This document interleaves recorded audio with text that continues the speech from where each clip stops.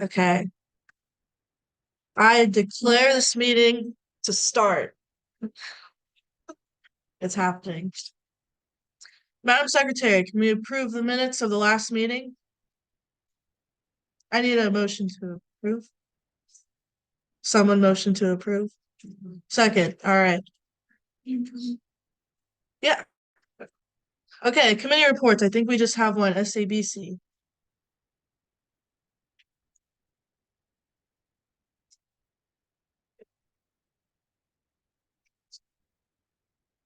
All right, for the SABC report, do not submit under the early spring 2024 budget period. That period was only for events during the first 4 weeks. Be sure to submit under spring 2024. 136 requests this year have already been allocated. A little over $19,000 has already been allocated for the semester, and April 12th is the deadline for spring 2024 requests. Thank you.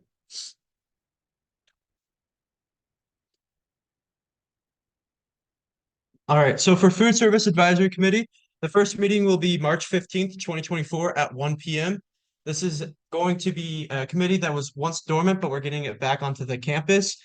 The responsibilities would be getting feedback from students, visibility of Sodexo, what Sodexo does on your campus as far as food arrangements, food offerings, as well as talking with people from Sodexo. So that would include Sodexo piloting ideas with this committee in order to get feedback for better food options on our campus before they put in an initial investment. So idea of it is we're gonna have some guest speakers from, notable areas around our campus, and they're gonna help us out with it. So changes that they brought was a gluten-free fryer. So not making sure that we're not mixing up people that want gluten-free requests with people that just want a general meal. So it's gonna be a good committee. Right.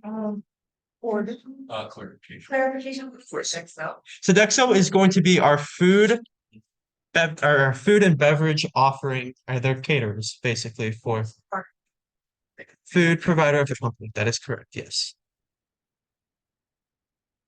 Right. That's it. Cool beans. All right. Old business, nothing. New business. Don't forget, next month's assembly meeting is April 5th. It's going to be in here, like always, at 12:30. April 5th is a Friday, by the way. Homecoming updates. You want? You want? You.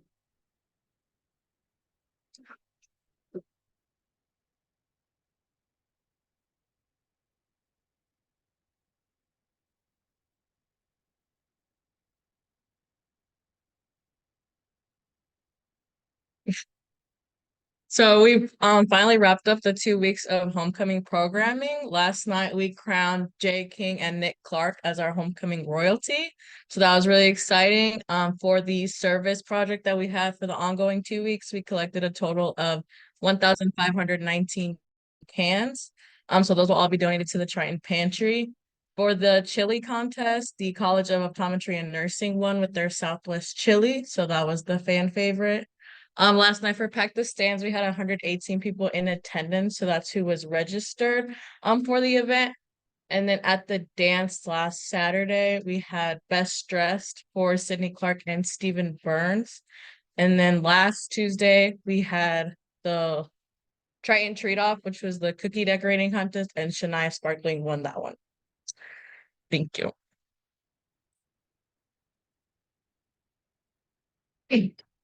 Yes, homecoming was awesome. Thank you. Okay, it's almost that time of the year. We're about to start the SGA elections. So just to give you a little timeline, so the applications are going to officially open on March 4th, which is in 3 days, and then the applications are going to close March 29th at 5 p.m. All applicants must attend a rules reading with the elections advisor. That's Mindy right here in this front row. Wave, yes. By the EOB on March 29th.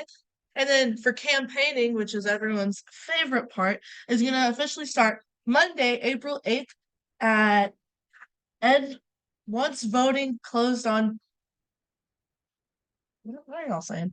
closed on, okay, whatever. Voting closes on April 26th. I think you can do campaigning until then, is what was trying to be said. Yes, so what that is, elections, campaigning will start enough my birthday, actually. My birthday. Happy birthday. And then April, the week of April 26th, and that is a Friday, that full 5 days will be open to elections through Tribe Connect.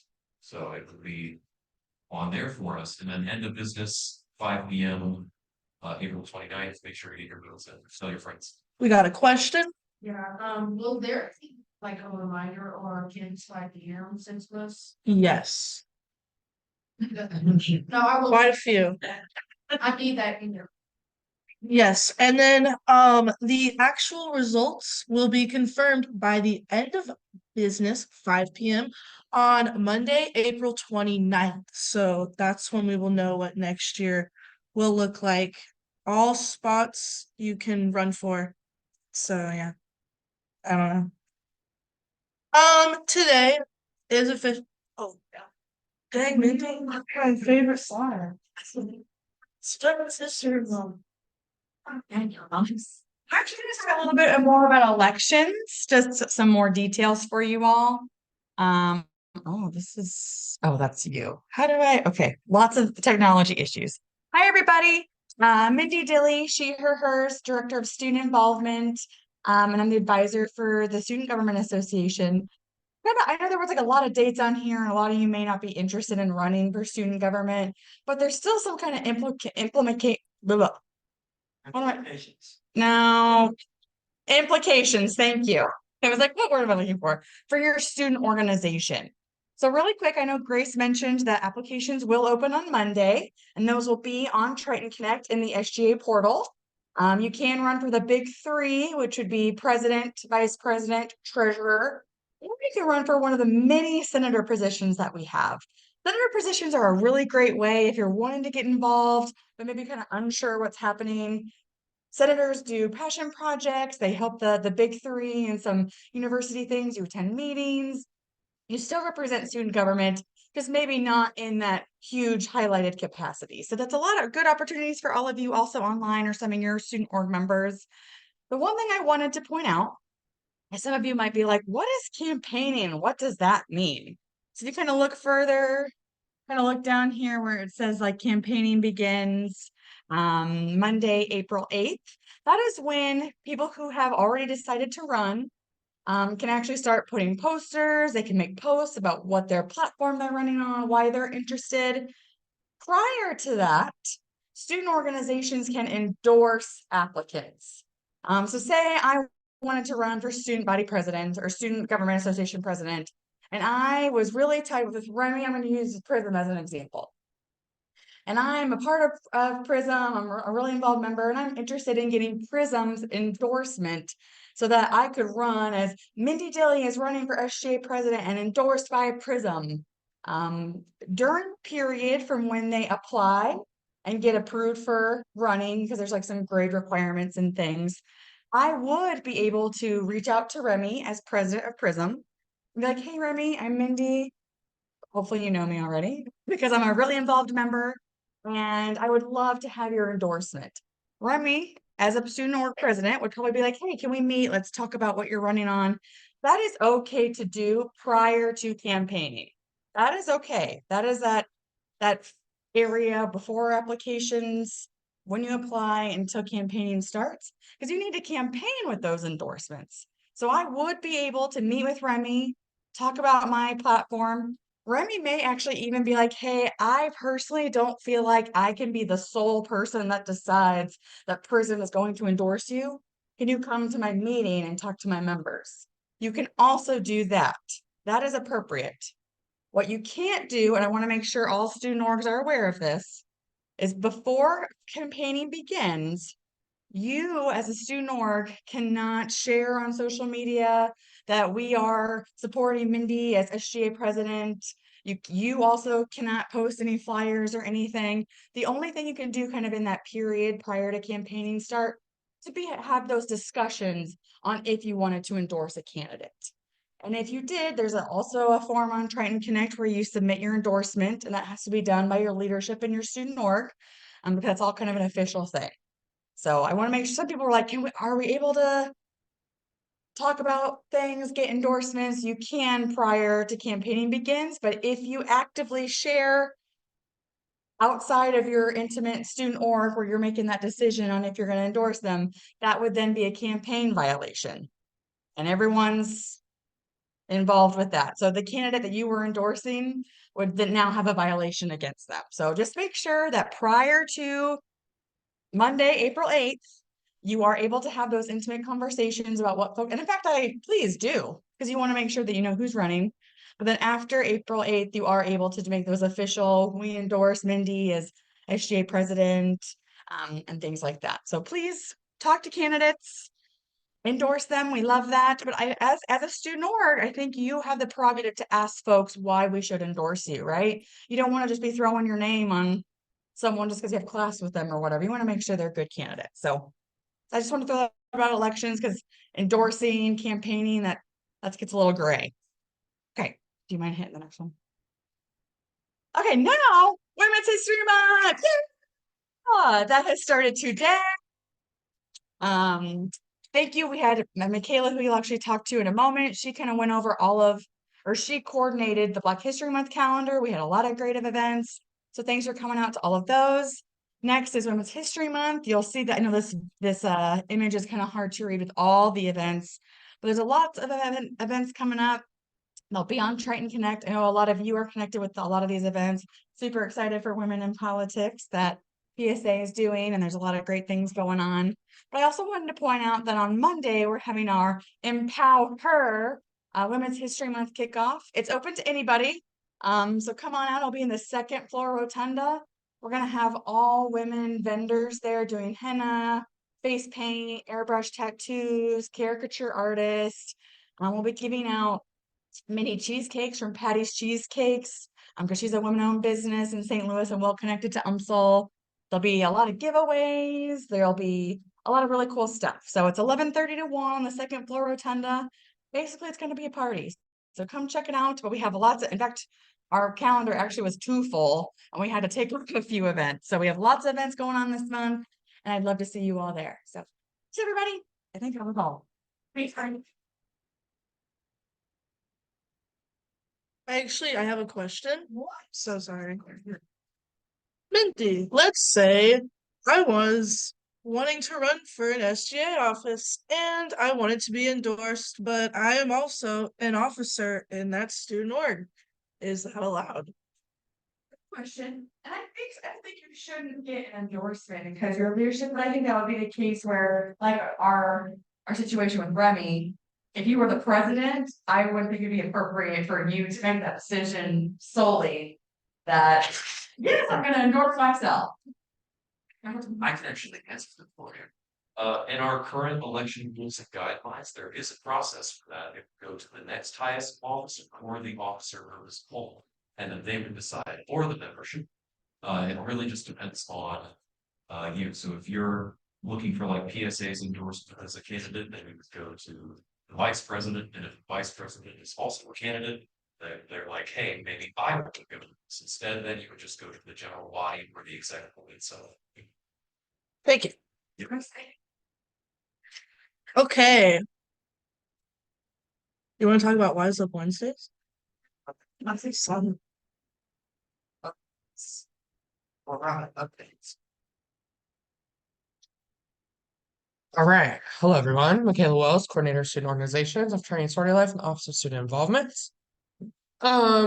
So as I'm sure you've heard at the last few meetings, Wise Up Wednesdays are a thing that happens. And if you are an undergrad student organization, someone from your organization must attend 3 of those sessions per semester and claim that they're a part of your student org when they fill out the attendance sheet.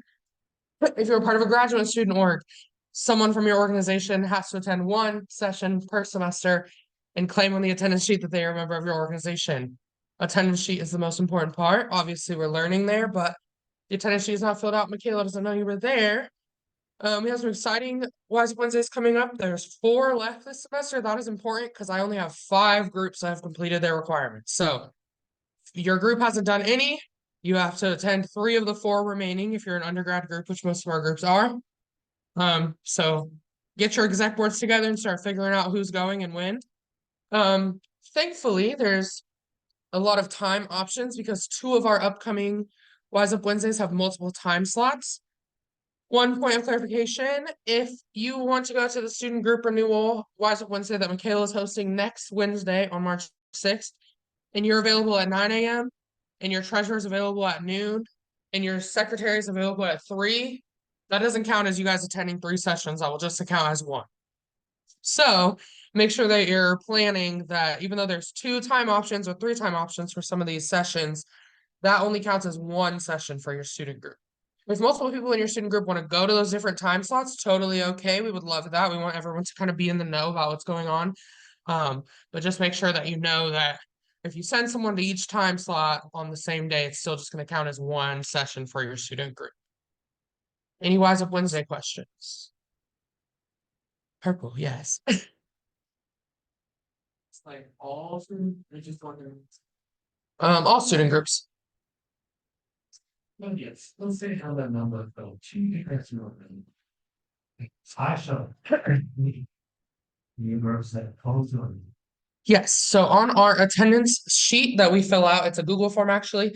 There is 2 drop downs, maybe 3. Whoever's filled it out recently, correct me. There's 3, Remy. Okay, I changed it, but I couldn't remember what all I changed.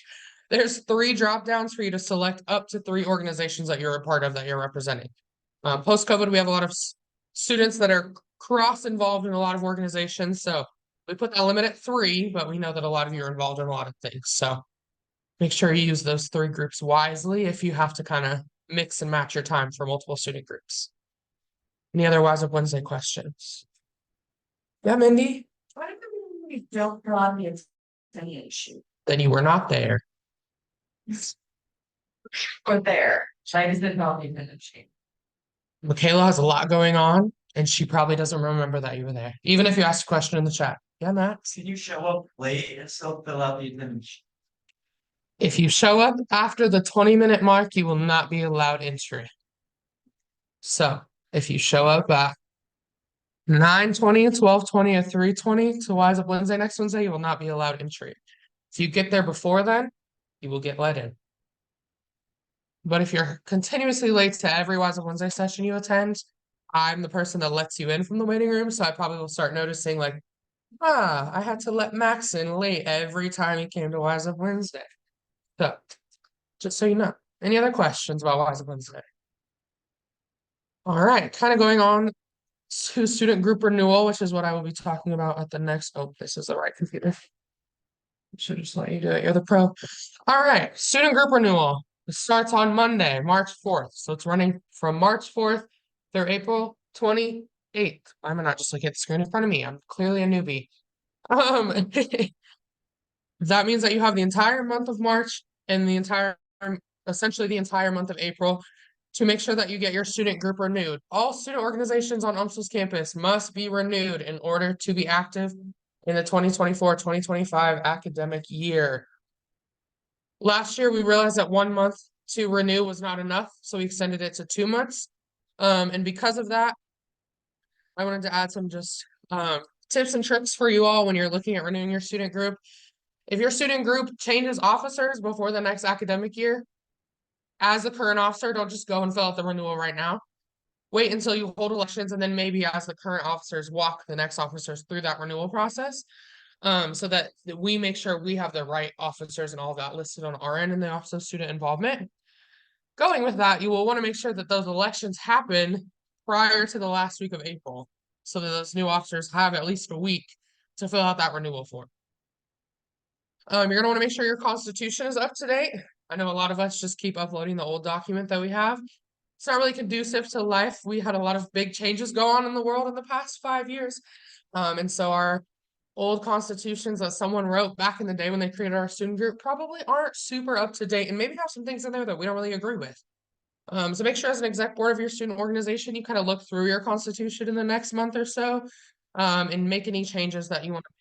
As a reminder, if you want to make changes to your student org constitution, there should be a process outlined in your student organization constitution of how to make those edits. If it is not, feel free to send me an email. We can work through that. And then you're gonna also want to make sure that your advisor and other officers in your student org are aware that you are completing the renewal process. So we don't want Mindy to fill out the renewal for Prism, and then Remy's like, what the heck? I didn't fill out the renewal, but it says it's done and I can't do it. And I had updates, but I don't know if Mindy did it. That would be bad because Remy's in charge. We want to make sure Remy has the right updates that Remy needed to put, right? So make sure that you're communicating with the group on who's doing renewal, how that's going down. Questions about renewing, and then I'll get to the bottom bullet points. Perfect. All right. So to kind of help with going through constitutions and make sure that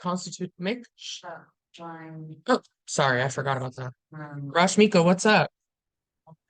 So we have to elect new officers for our organization. Uh-huh. Are you saying do you have to, Uh, or you're saying you do need to? Yeah. I'm You asking, don't do we have No, you'll just want to follow whatever process is in your student organization constitution for electing new officers. So it probably says in there when you guys are supposed to do elections. And so you'll want to make sure you look at those processes in there. got it? Perfect.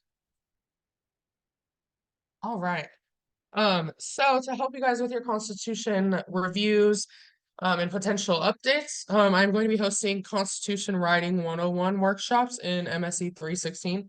So that's a small room right next to us. On Tuesday, March 19th from 12 to 2 and Wednesday, April 10th from 12 to 2.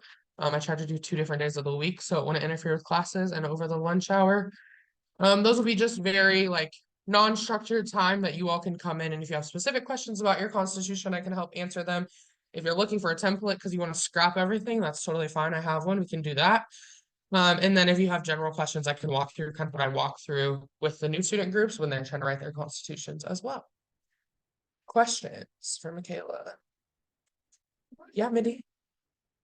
All student organizations are required to have a president, a treasurer, and a faculty staff advisor. We do encourage all student groups to have an SGA rep because we love for our student groups to be in the know and involved and come to SGA meetings, which we're so happy that all of you all are here. But yeah, so there's 3 required: president, treasurer, faculty, staff advisor. Highly encourage you all to have an SGA representative as well. Any other questions? All right, and hand it back over to Greg.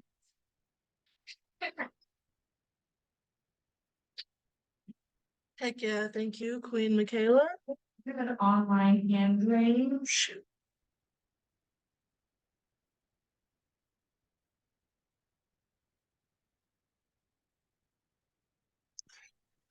If we're in attendance, how are we able to mark our attendance for our specific organization?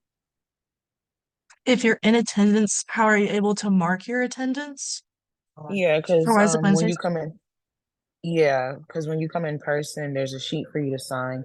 But if you're online, how would you be able to be recognized that your organization is in attendance? For in person? No, for online. Oh, there's a Google form that you'll fill out for Wise Up Wednesday. But you have to be there in the first 20-minute mark, or else it won't count for you to be there. But it'll have like a Google form that you'll fill out, and you can represent up to 3 orgs there. Does that make sense? Yes, thank you. You're welcome. Okay. So okay. Sorry. Yeah, I'm so amazing, but I'm just too amazing for this. I'm getting paid to be here right now, so I'll get my money's worth. All right. Hello, everybody. My name is Meredith Stroud. I work in new student programs as a Triton leader. However, we have a new team that we're building called our orientation leaders as our OLs. So this is our little fancy flyer and everything for it. And so one like important distinction that I want to make right off the bat is the difference between what a Triton leader is, a TL, and an orientation leader is, that's an OL. So a TL, those are the people who give our tours. In the past, you've seen them at orientation, the past like 2 or 3 years. COVID kind of killed the separation between TLs and OLs, and they just became all the TLs. However, we've moved past that. We're getting a lot more leaders back, and so we're able to make that split again. So starting this fall, we're gonna have our orientation leader team. So you do strictly orientation with that. You won't be working throughout the semester or anything, so you won't be giving tours, you won't be doing like many special events and everything. It's just strictly 1 week of like lots of long days, lots of hard work, but it's a very rewarding experience as well. So you can be part of our new student programs orientation team, which helps like all of our domestic students. And then you can also be part of our global orientation team. And those are the students, if you see like the airport pickups, they go and they pick up all the new international students up from the airport. That's what they do. And then there's also specific international student events that happen. And that's what our global leaders lead. So a few little key points. You can read it up here, but what is an OL? So you serve as a positive role model for domestic and international incoming first year and transfer students and their family members and guests. So that means that you're here like 7:30 in the morning, the day of orientation. It's really early, but you're super peppy, you're hyped up. We give you sugar, so you're like bouncing off the walls, ready to go. You're excited to talk to people. And you're showcasing UMSL and all it has to offer to them. And so these students, so if you're an OL, you'll assist with orientation in the fall and in the spring for international and domestic students. And then there's a few events that we'll do throughout the semester just as an orientation team to kind of stay up to date with each other, just stay connected, do some fun stuff. And the fun stuff is paid, which really helps. So the pay rate for this, because it's a lot of hard work, so you need to be paid for it. It's going to be $13.75 an hour, not too shabby. And then if you are going to be an NSP, so new student programs, that's all of our domestic student orientation stuff. Then you'll be working from Monday, August 12th to Sunday, August 18th. You get 53 hours over that time frame. So you're cramming in a lot of hours, but like I said, it's very, very rewarding. And then if you want to be on our global team, so with that, you do have to be an international student to be part of the global team. But you'll start Monday, August 5th, nice and early, and go through that Sunday, August 18th. 94 hours. It's a lot. And then that's for our fall orientation. For our spring orientation, it's a little bit scaled down just because everybody's more familiar with everything. We kind of know what's going on. There's also just a lot less new students in the spring semester versus the fall. So the spring semester for NSPOLs will start on Tuesday, January 14th. And then this still says August. That's not correct. But you'll go through, looks like Saturday, January 18th. That's not right. I'm gonna have Aaron fix that later. But then if you'd be on our global team, you get here January 8th. So just about a week or so earlier and go through that same end time. So you're working for about a week, maybe 2 weeks, depending on which team you're on, a semester, plus a few little fun dates throughout. It really is a lot of fun. I have been a Triton leader that's worked on both sides of like our regular tours and orientation stuff for 2 years now. It's just so much fun. You're like really tired at the end of the week. But you get to meet so many new people, make a lot of positive connections. You make a huge difference in people's lives. There are students who have come up to me like, oh my goodness, you took me on a tour, or you showed me, you walked me to my academic session at orientation. I'm like, wow, great. Now you're not gonna have like any idea who they are most likely, but they remember you, even if you don't remember them. And so it's a great way. It looks great on your resume, obviously. And you make a lot of great connections, obviously, in SGA. You'll know a lot of people. But you get to even further those connections, build up your skills, build your resume. It's a lot of fun. And you get so much UMSL stuff. I have an entire bucket of UMSL t-shirts that I've gotten just from orientation, and it sits in my room. And so like when Aaron says, "Hey Meredith, put on an UMSL shirt and go talk to these people about whatever," I just open the bucket, pull a shirt out. Okay, this says UMSL. That's what I did this morning. And so I think I counted a few weeks ago, I have enough shirts to last me 3 weeks without like doing laundry or anything. You get a lot of UMSL shirts. But yeah, that's kind of my highlight of the role. There is a little bit of an interesting process to apply. So you have to attend one of our virtual sessions. They're happening Monday through Friday from 12 to 12:30. And so let's see, they started the other day. But they'll run Monday through Friday through Tuesday. Oh, yes, Tuesday, March 12th. So we've got about a week and a half left of those. And then once you attend the session, they'll kind of go over the same stuff I sort of just did, but a little bit more in depth. So they'll go over all of that again. Then if you're still interested, you'll get the application emailed to you. This is just a way for us to kind of weed out the people who really want to do it versus who really don't. And so you'll get the application link. The application closes on at midnight, well, 11:59 on Tuesday the 12th. So you'll have some time, even if you attend that last session, to get your application in. You don't need any like letters of recommendation or anything, so you won't have to worry about scrambling to find those. And then interviews will happen in the weeks after that. And then our first, we'll announce the team by March 22nd. And then we'll have a team retreat. And that'll be our only event this semester on Saturday, April 14th. Big hoorah, welcome to the team. It's great. You should come be an OL. Let me know if you have questions or check out all the NSP social media. You can just walk into the office down at the end of the hallway and say, "I want to be an OL," and we'll give you all the info. There we go.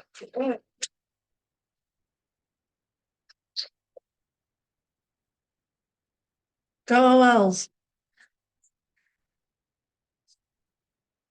Is this me now? Okay. There is an UMSL forum for community dialogue. It basically is trying to bring members of the UMSL and also the greater St. Louis community together to enhance the capacity of groups and individuals to consider and evaluate multiple options and viewpoints about issues that impact our communities. There's a form located, and again, this presentation will be visible to everybody, I think, after this meeting, correct, Alex?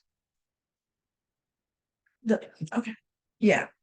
And in this flyer up here, I won't go through all of it because we all have eyes, but it kind of shows who they're in partnership with, which is a lot of people, as you can see at UMSL, the Office of DEI, community engagement and outreach, things like that. So this is just a really cool way to see what's going on in St. Louis and kind of connect with the community and other students. Oh, and they have an event. I think that's what this is for. Sorry. They have an event March 14th from 3:30 to 5:30 at the RCEW building. But the address is there, guys, because yeah. And it looks like light refreshments will be served, and it's a free event, and there's a link to register in the flyer. Okay, cool. Sounds very fun. Okay, now this I actually can't speak on. UMSL is an official polling place, and obviously we're coming up upon an election cycle. So if you are registered to vote in St. Louis County, can actually vote here on campus.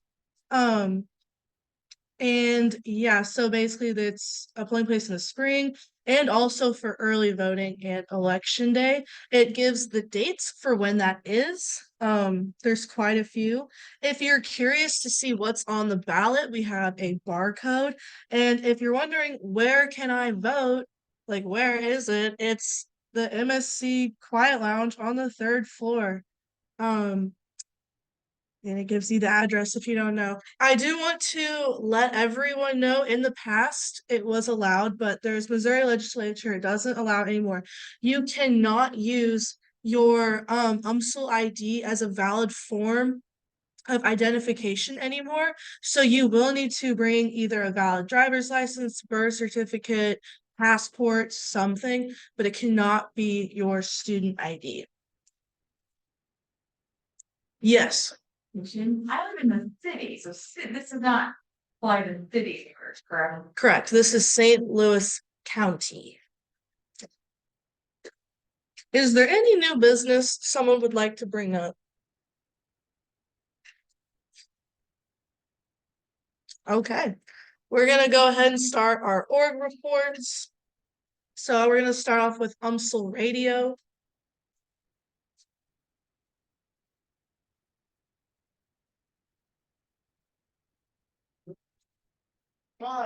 Friday afternoon, everyone. My name is Remy. I'm General Manager in Training for UMSL Radio, and shows are going wonderfully. We just featured a story of new staff shows. OMG. Hi. Hi, my name is Remy. I'm the General Manager in Training for UMSL Radio, and I'm pleased to share that shows are going wonderfully. A story about the new staff shows that are that are joining us this semester was just featured on UMSL Daily, so definitely give that a check out. We also just acquired a podcaster device, which will be allowing our DJs to natively record their broadcasts and also potentially receive listener call-ins, which is very exciting, especially with all of the new talk shows and programs that we've got. Currently, UMSL Radio's Aliana Abernathy, Jalen Walker-Wright, and Aiden Adams are right now in New York City attending the Intercollegiate Broadcasting System Conference because one of UTV's videos was nominated for an award. Got it. That's all that. Like you said here. Sweet. Thank you. Thanks. We have the representative from Youth Mappers here. Okay. Also, I don't think the audio is going to cooperate with the video. You know what? Give it a It's only gonna like play here.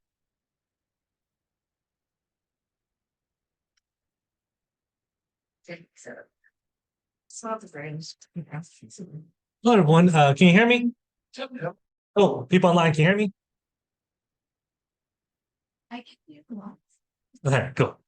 Okay, so I have a question. Who's familiar with GIS? Raise your hand. Who uses GIS? You've heard of it. Who uses GIS? Raise your hand. Everyone should be raising their hand. If you use GPS, if on, you look up top 10 barbecue places in St. Louis, you use GIS. It stands for Geographic Information Systems. And one of the things that we do as a state organization is we use that science to actually help underserved communities. Because the example I use of top 10 barbecue places, well, imagine if you live in a rural community in an underdeveloped part of the world, and you need to figure out, well, where's the nearest hospital or where's the nearest clean well? If you don't have that technology, it's really hard. And a lot of this technology is really expensive and difficult to use.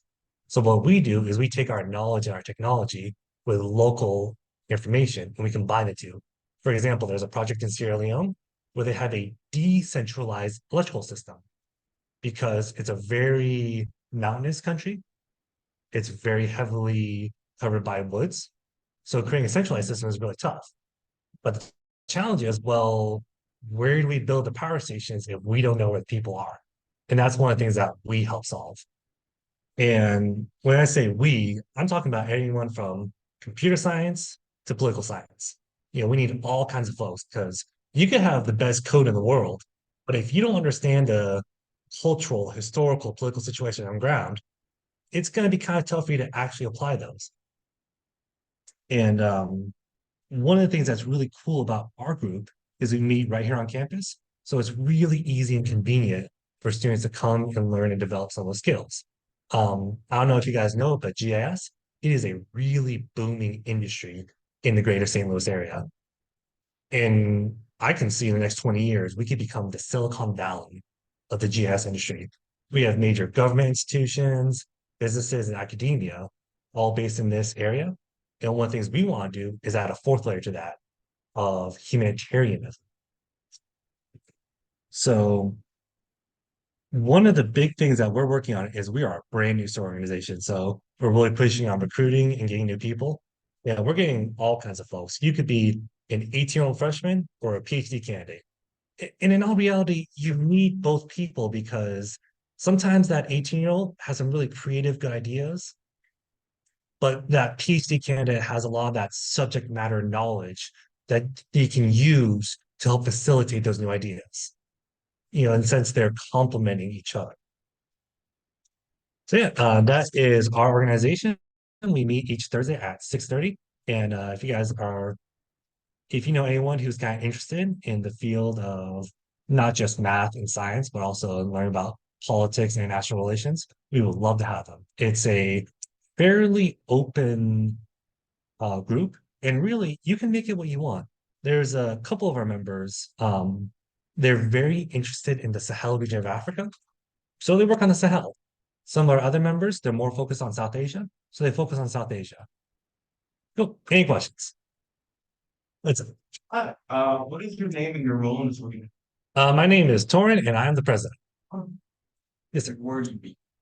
We meet currently we're going to meet at the here at the Millennium Student Center on Thursday 6:30, I believe 3:14. Think so. And yeah, as far as joining goes, there's no GPA requirement, subject or what's it called, major requirement. There are actually two requirements we have. You do have to be a student because of the Constitution. You can't just have random people join. And you have to be a math nerd. Now, math dork, there's a difference. Don't get me started on the difference. Yes, sir. Do you guys have like a Try Connect page? We do have a Try and Connect page. Actually, this Thursday, we're going to have a little hands-on training and a little competition. So you guys can see it coming up. You guys ever seen the virtual reality goggles and all that stuff? We actually have some of those on campus right here. I totally forgot to mention this. I'm kicking myself for not doing this, but we got a lot of support from the Geospatial Collaborative here on campus. And part of that is they have a great set of infrastructure. They have VR, those VR goggles. They have the 3D printers. You guys ever seen those Boston Dynamics dogs with the camera on it? Yeah, the yellow. Yeah, the yellow one. Yeah. Yeah, we got one of those. We're gonna get some drones coming in. And okay, I shouldn't say, I want to say we can play with the toys, but we can utilize the tools for educational purposes. Actually, today, so as part of our competition, I'm gonna use a 3D printer to print out some trophies. And because actually, I don't really know how to use a 3D printer, so I need to practice how to do that. Because later on, what we're gonna do is utilize the 3D printer to get a 2D image and do a 3D representation. Because one of the regions we're working on is very, very mountainous, very difficult terrain. And sometimes you look at it on the map that's 2D, it's really hard to actually picture, wait a minute, there's a big difference between 0 feet above sea level and 3,000 feet.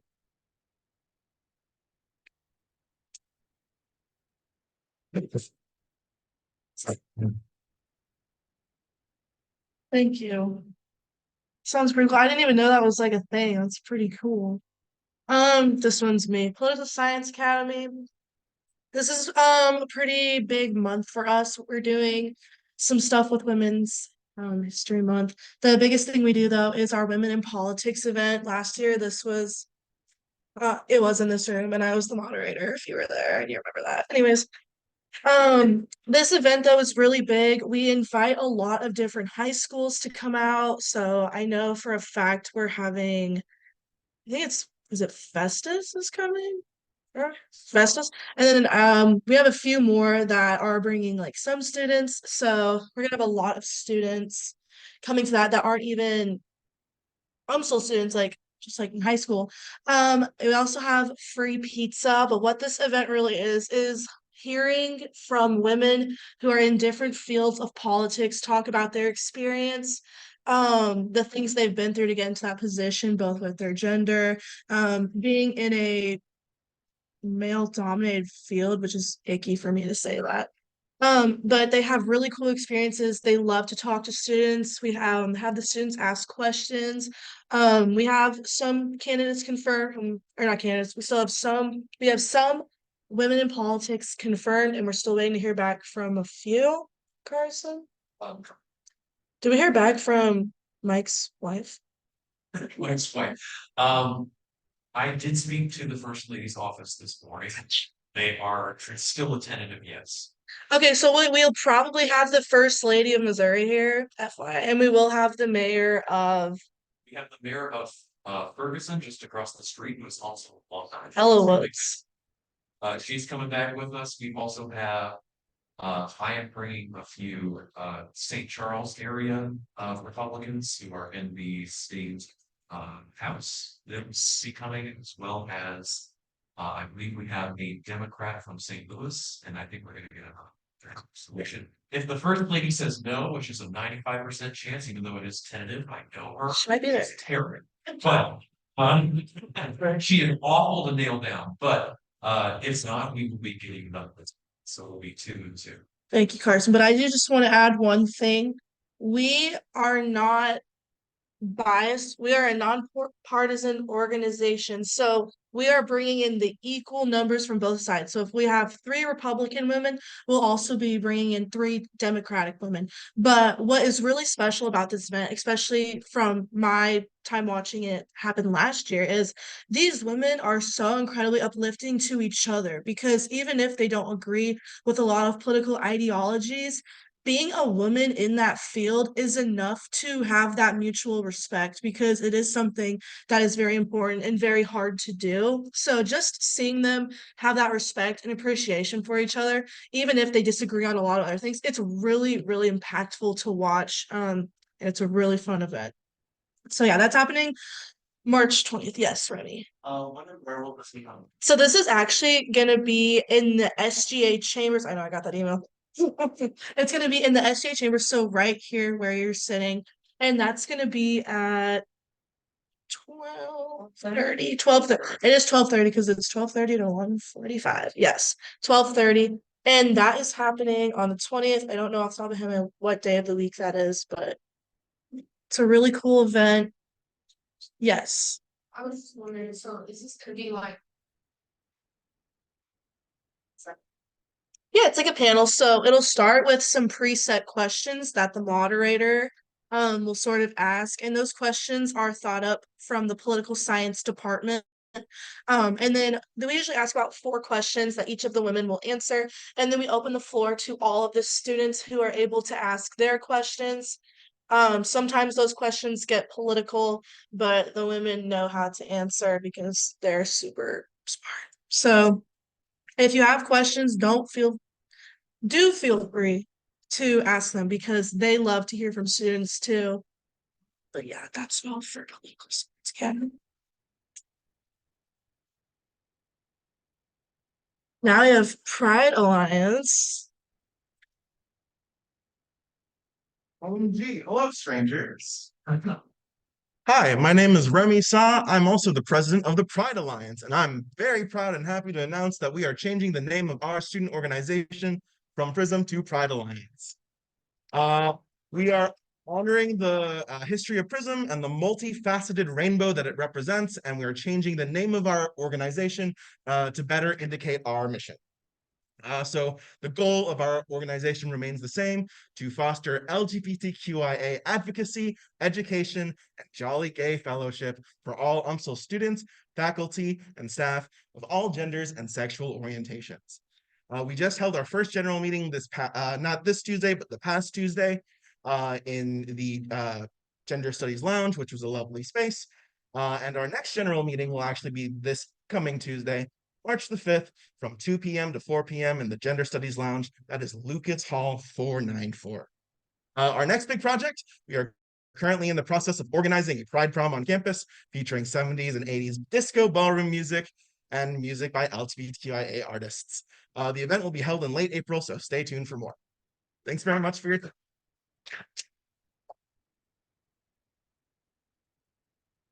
Also, Remy, unrelated. The items I ordered came in, but I know. Okay. Thank you so much. Now we have the Pre-Med Society. I don't think we have a representative.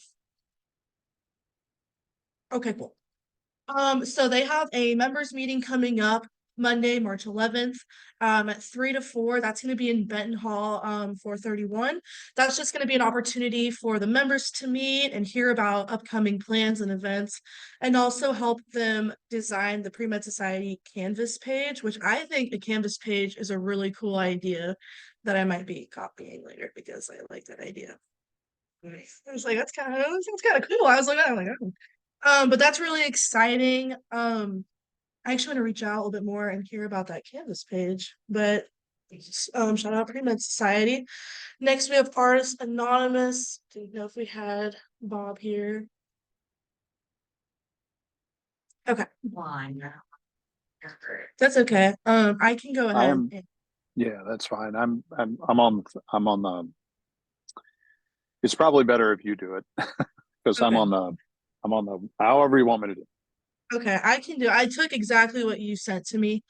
So Artist Anonymous, so they're going to be having fun service hours that are available to students, and they're inviting every student group to join them. So the Red Circle Resource Fair is on a Saturday, and they are looking to have some representatives from groups to meet and greet our neighbors as they enjoy the fair.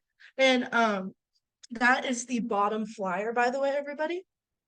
The new UMSL Jazz Combo will be playing their first show ever.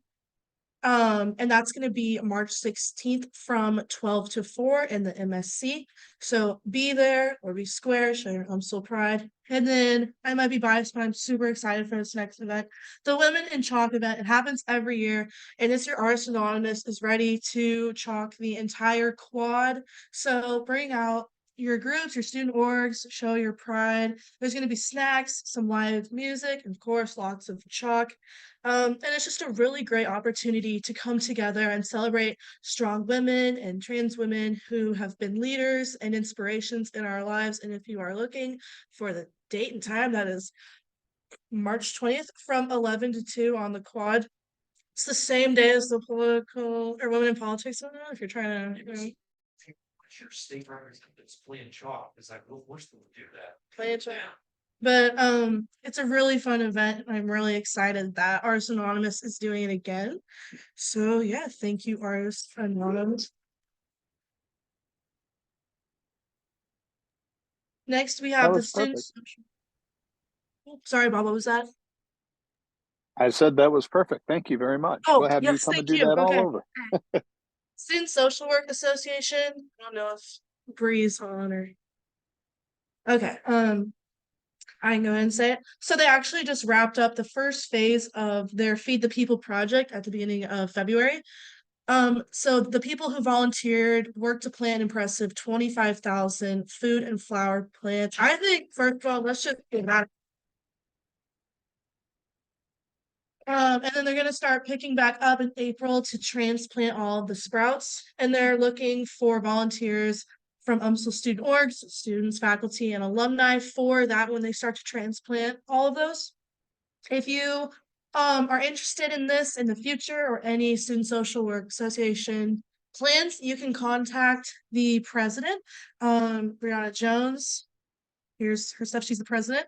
Or you can also reach out to UMSL Sustainability. Their email is linked, or Jen Voss, if you know her. And they had their first general member meeting on February 7th, and their next one is March 13th. And then for the second meeting, they're going to be designing and then picking a t-shirt design to be ordered for the fall 2024 semester. So that sounds really fun.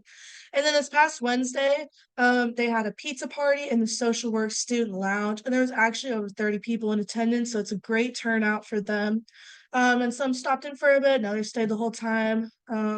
But yeah, according to the president, this was the best they've seen at a social event hosted by the Student Social Work Association. So that's really awesome. They've done a lot of great work. So yeah. Okay, next up we have crew. We have someone here.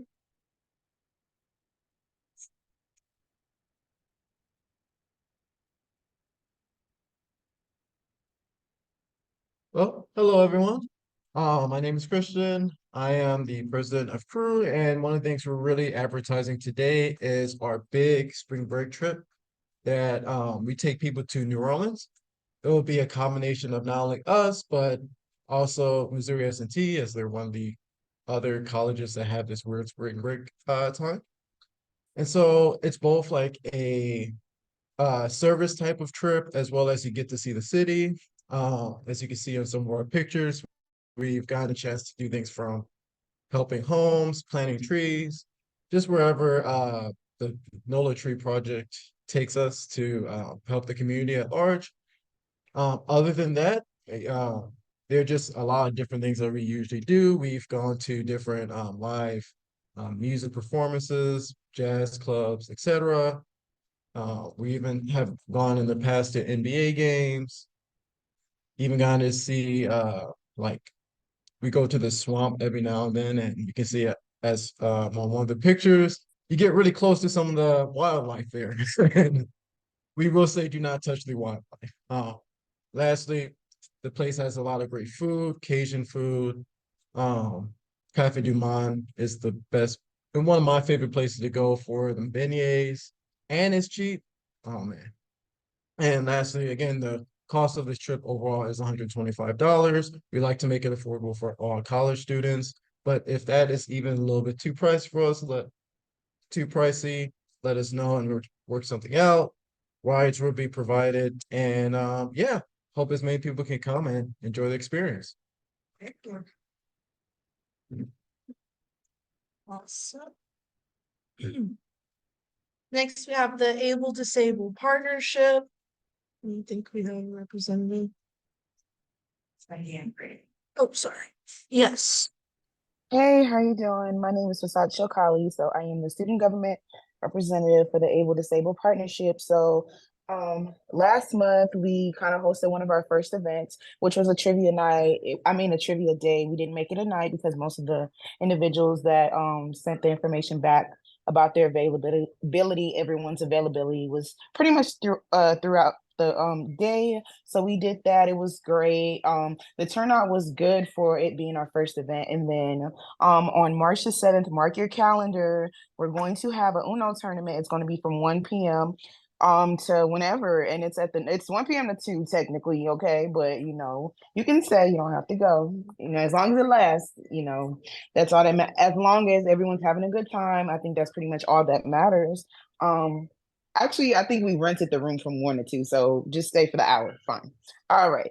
So, anyways, but we're gonna have an Uno tournament. The winner gets a $25 gift card. Just come out if anyone likes to play Uno, showcase your skills. And we're planning on hosting an autism awareness event, which is like a walk, just to kind of canvas out the building to see what parts are accessible for the individuals on campus with disabilities. And we're still figuring out some of the logistics. So that's pretty much the only piece of information I'm going to be able to share at this time. But if anybody would be interested, please let us know. Our partnership is about partnering with, students with disabilities and also able-bodied students. So we're an organization that advocates for accessibility on campus. But outside of that accessibility, we still understand there's a need for engagement. So that's why we have these events. And we would love, again, for anyone that would like to join us or be a part of our organization to join us for our events just to see how it is. And if you're interested in actually being a part of the organization, then you're always able to send a request on Triton Connect. So again, my name is Fasad Shokali. I am the student government representative for Able Disabled Partnership. Thank you.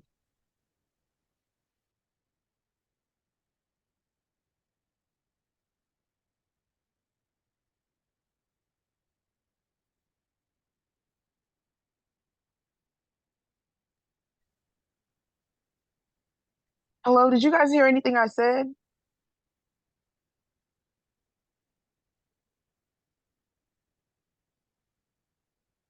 I cannot hear anybody at the moment. We heard you.